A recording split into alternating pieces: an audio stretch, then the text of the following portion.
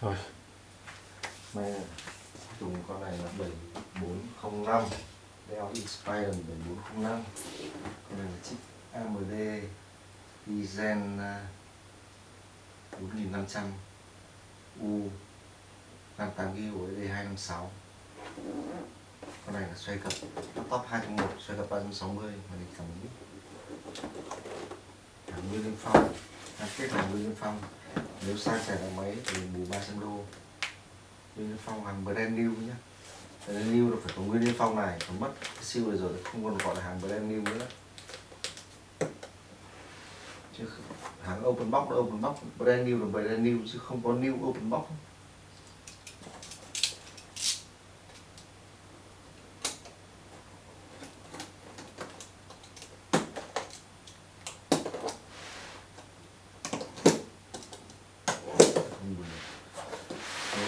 Nay ship hàng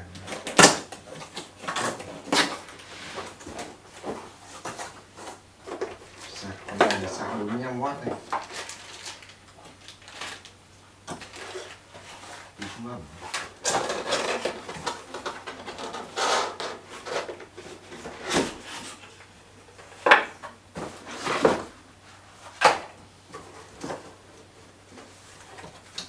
Giấy tờ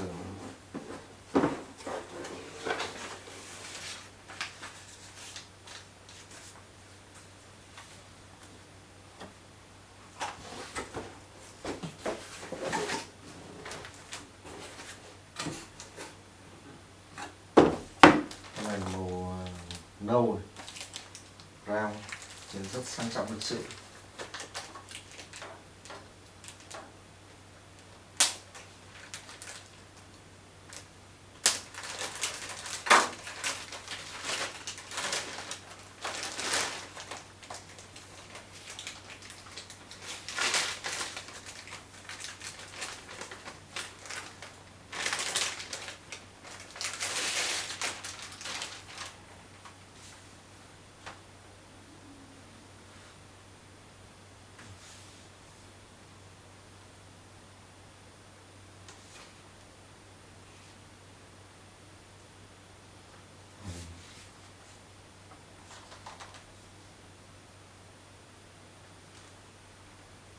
Nhìn dẫn tay luôn ở nút nguồn này nó bật không lên này, mặc dù rằng là con này là có pin rồi, kích hoạt ban đầu bằng điện.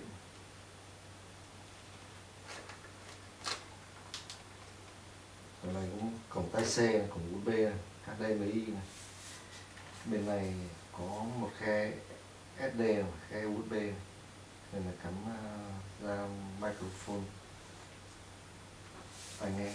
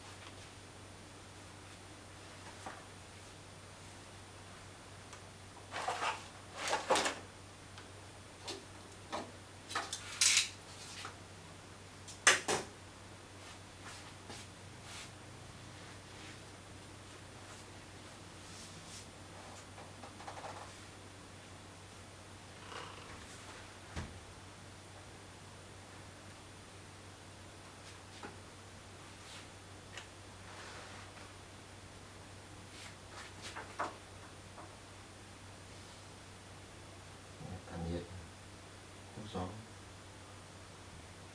nhiệt ở phía sân. Hi there, I'm Cortana, and I'm here to help. A little sign in here, a touch of Wi-Fi there, and we'll have your PC ready for all you plan to do. Use your voice or the keyboard along the way, and if you'd like me to stay quiet, just select the little microphone icon towards the bottom of your screen. If you need an assistive screen reader, press the Windows, Control, and Enter keys at the same time to turn on narrator.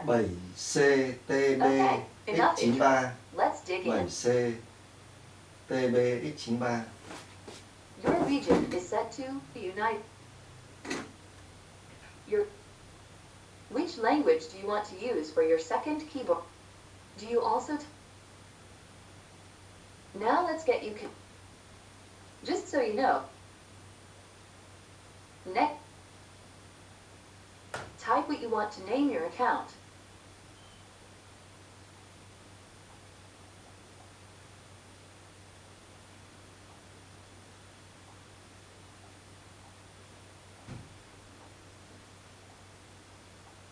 Okay, now type a password for your account. These are the settings Microsoft recommends. Go ahead and review them, and select Accept when you're ready.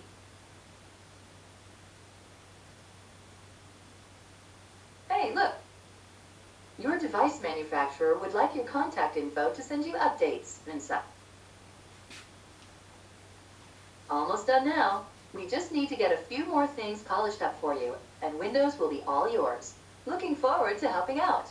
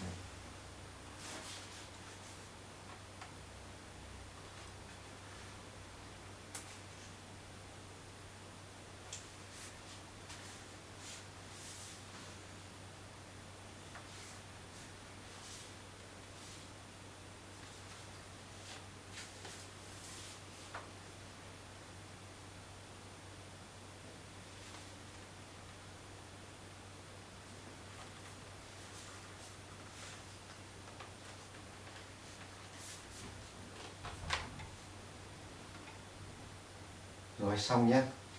Trình đuôi xong thì cài đặt một số cái sáng mai sẽ giới thiệu thế thôi. Còn là rất sang trọng lịch sự. Xin chào các bạn.